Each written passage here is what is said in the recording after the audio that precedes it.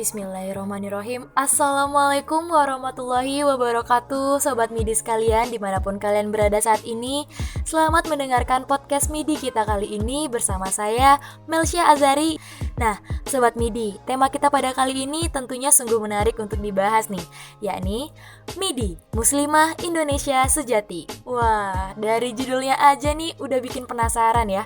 Apa sih Muslimah Sejati itu? Gimana sih menjadi Muslimah Indonesia yang sejati itu? Nah, jawabannya ada di pembahasan kita nanti.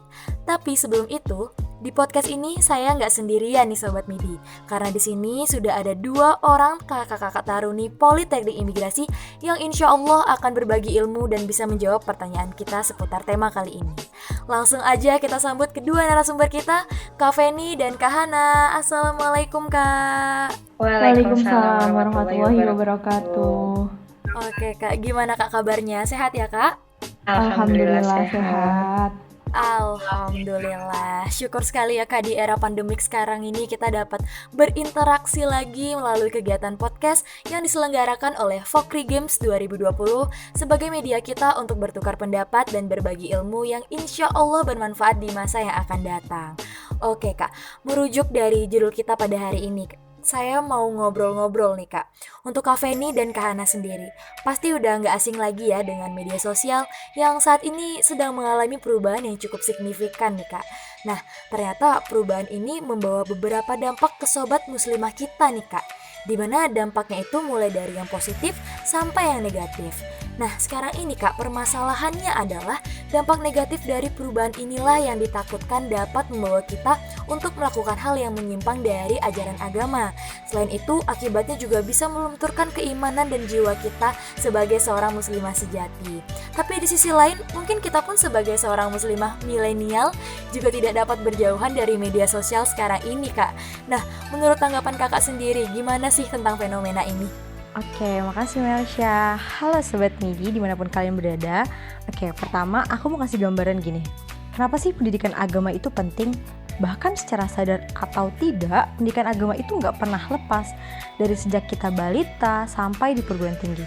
Bahkan sebelum kita masuk ke taman kanak-kanak, ibu kita lebih dulu masukkan kita ke TPA, ngaji sore bareng teman-teman, ya nggak? Iya Kak, bener banget. Mungkin dulu kita nggak pernah sadar kenapa sih kita harus ngaji. Ternyata pada hakikatnya pendidikan agama itu kebutuhan. Terlepas dari kebutuhan jasmani sandang, pangan, papan, ternyata pendidikan agama itu juga jadi kebutuhan rohani yang menyeimbangkan kehidupan manusia. Nah, nyambung nih sama pertanyaan Melsya tadi. Ternyata sebagai muslimah, kita juga punya tanggung jawab untuk menjalankan syariat agama Islam. Kita memang gak pernah memilih untuk dilahirkan di rahim siapa dan lahir dalam kondisi apa. Sehingga lagi-lagi perlu kita syukuri bahwa Allah menciptakan kita dalam kondisi ibu bapak yang beragama muslim. Alhamdulillah. Namun dengan mata yang Allah berikan untuk melihat, mulut yang Allah berikan untuk berbicara, telinga yang Allah berikan untuk mendengar, dan hidung yang Allah berikan untuk mencium, serta kulit yang Allah berikan untuk meraba, menjadikan kita seorang pemilih. Memilih untuk apa kita gunakan mata, telinga, hidung, kulit, dan mulut kita. Apakah untuk mendekatkan diri kepada Allah Subhanahu wa Ta'ala atau justru kebalikannya? Wallahu a'lam bishawab. Masya Allah, saya juga setuju tuh sama Kak Feni. Nah oke, tapi menurut Kak Hana, gimana sih tanggapan kakak mengenai zaman modern sekarang ini? Nah, begini, Melsya dan Sobat MIDI, perlu diketahui bahwa zaman modern itu bagai pisau bermata dua. Gimana sih maksudnya? Jadi, apabila ia mampu dikendalikan dan dimanfaatkan dengan baik, maka akan membawa banyak kebaikan dan manfaat. Namun sebaliknya, jika tidak dimanfaatkan dengan baik, maka dapat menjadi bumerang bagi diri sendiri dan orang-orang di sekitar.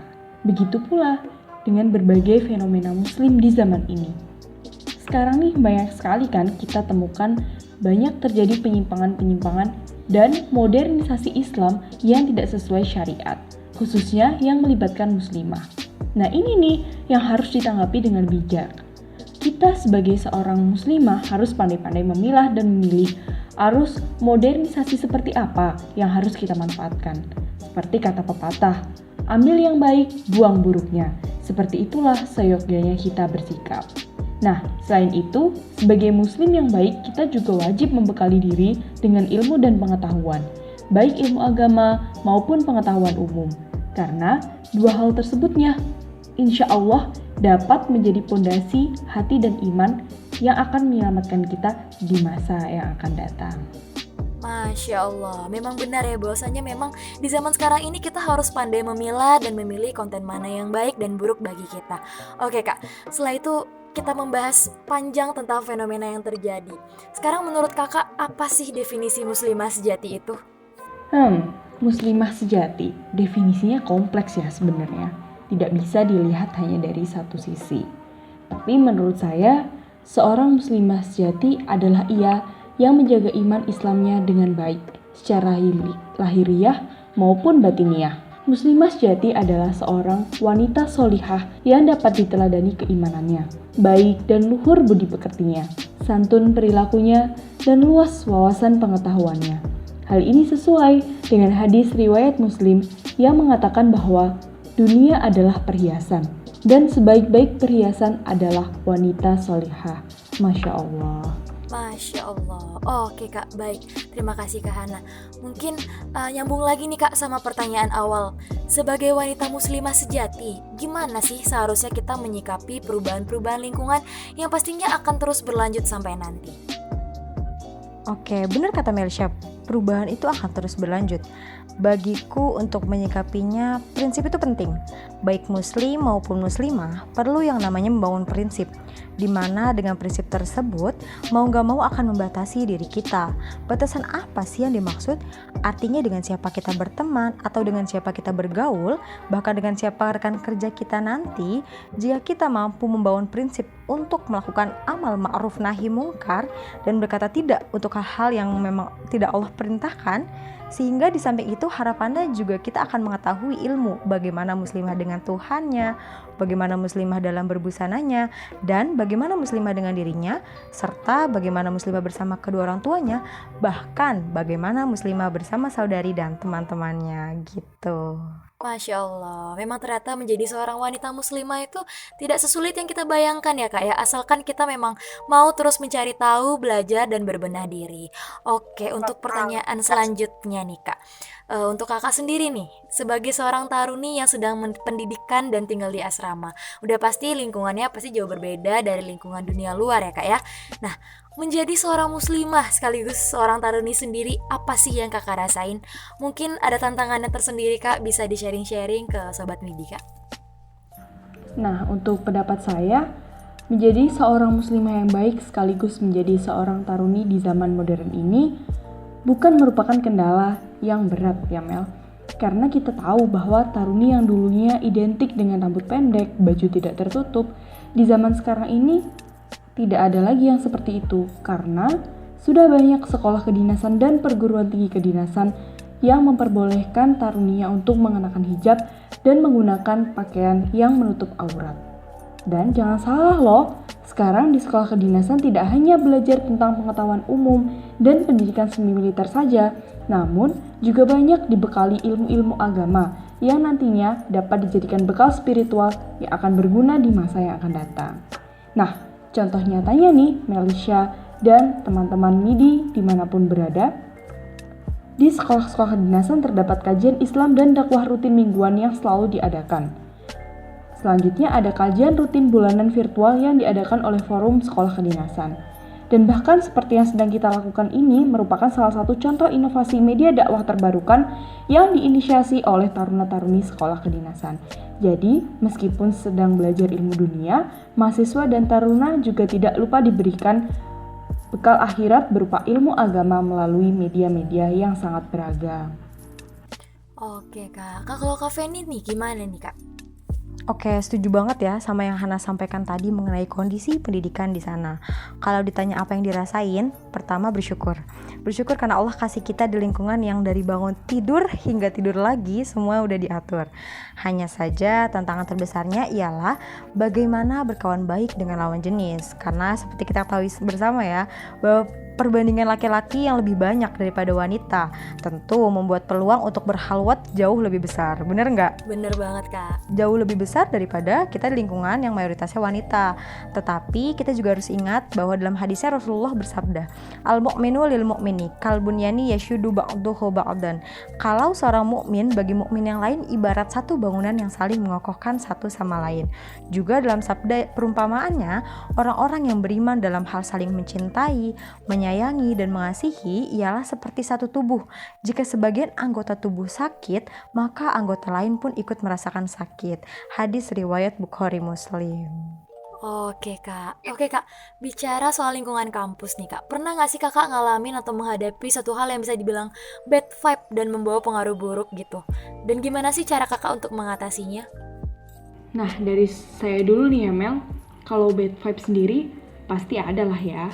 Namun, bagaimana kita mengolah bad vibe itu menjadi sesuatu hal yang bisa dipelajari dan akan menjadi good vibe, itu adalah tentang manajemen diri. Nah, belajar dari pengalaman, bad vibe yang muncul saat saya berusaha menyeimbangkan diri antara menjadi taruni dan muslimah, ternyata dapat ditepis melalui kegiatan-kegiatan keagamaan yang diadakan oleh kampus yang rajin saya ikuti. Nah, salah satunya dakwah dan kajian Islam yang disampaikan oleh ustadz-ustadz tuh di masjid. Karena menurut saya, siraman rohani itu membuat saya memaknai hidup dengan lebih baik lagi. Nah, bad vibe yang muncul itu tadi akhirnya berubah menjadi good vibe. Seperti itu, Melsha. Oke kak, makasih Kak Hana. Untuk Kak Feni sendiri gimana tuh kak? Oke, Melsha, Hana dan Sobat Midi, menurut Feni pengaruh buruk itu pasti ada. Itulah kenapa Allah ciptakan malaikat, juga Allah ciptakan iblis. Ada hitam, juga ada putih.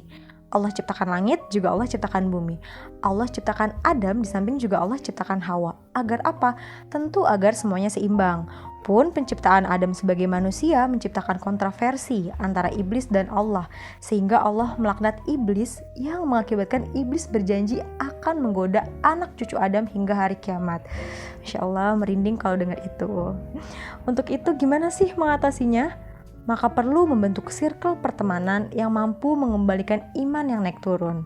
Perlu adanya reminder agar fase naik turunnya iman dapat dinikmati dengan paling sedikitnya fase turun yang lebih singkat. Gitu, Mel. Oke Kak Feni, makasih Kak Feni. Tapi tadi kayaknya ada nyinggung soal reminder nih. Nah, nyambung nih sama pertanyaan terakhir kita. Mungkin dari kakak-kakak ini bisa kasih tips dan trik gimana sih agar kita bisa mempertahankan iman kita sebagai seorang muslimah sejati yang sekarang ini berada di serba era modern ini gitu Kak, untuk Sobat Midi di rumah. Oke, Sobat Midi sekalian, tipsnya cuma satu. Jadikan Al-Quran sebagai sahabat. Why? Because people come and go. Orang datang dan pergi silih berganti. Ibu, ayah, kakak, adik, rekan, semuanya bisa saja meninggalkan kita kapanpun yang mereka mau. Tapi Al-Quran sejatinya ia akan menolong kamu di akhirat kelak, juga di dunia ini. Ia tidak akan pernah meninggalkan kamu. Dan sebaik-baiknya manusia ialah orang yang belajar Al-Quran dan mengajarkannya. Hadis riwayat Bukhari. Karena berdasarkan pengalaman juga 30/24. Apa sih artinya? 30 menit kamu baca Al-Quran dalam 24 jam, maka dalam satu harinya akan mempengaruhi 23,5 jam lainnya. Masya Allah, semoga bermanfaat. Oke, terima kasih Kak Feni. Untuk Kak Hana sendiri gimana Kak? Nah, nyambung nih sama pendapatnya Kak Feni. Saya menambahkan sedikit tips. Jadi, selain menjadikan Al-Quran sebagai sahabat, buatlah iman dan Islam menjadi keseluruhan dari diri kita. Sebagaimana firman Allah dalam surat Al-An'am ayat 162, yang artinya, sesungguhnya sholatku, ibadahku, hidupku, dan matiku hanyalah untuk Allah, Tuhan semesta alam. Jadi tanamkan itu di dalam diri. Tetap bermuhasabah, jangan lelah untuk belajar dan memperbaiki diri untuk menjadi manusia yang lebih baik dari hari ke hari. Gunakan Al-Quran dan ilmu pengetahuan sebagai fondasi dan lentera menuju ke jalan yang rahmatan lil alamin. Insya Allah, dengan seperti itu kita dapat menjadi muslimah yang sejati di era modern ini. Masya Allah. Oke, terima kasih nih Kak Hana dan Kak Feni atas tips dan triknya. Memang Al-Quran itu adalah sebuah pondasi utama ya Kak untuk menjadi seorang muslimah sejati. Oke Kak, dan akhirnya tak terasa sudah hampir 15 menit kita menemani Sobat Mindi yang ada di rumah, dan semua pertanyaan juga sudah terjawab nih. Alhamdulillah. Kami dari tim Midi Podcast mengucapkan terima kasih telah mendengarkan kami. Insya Allah podcast kali ini bermanfaat bagi kita semua. Pohon jati tumbuh tinggi, tumbuhnya tak jauh tak tersaingi. Terima kasih Sobat Midi. Sampai jumpa di lain kali. Wassalamualaikum warahmatullahi wabarakatuh.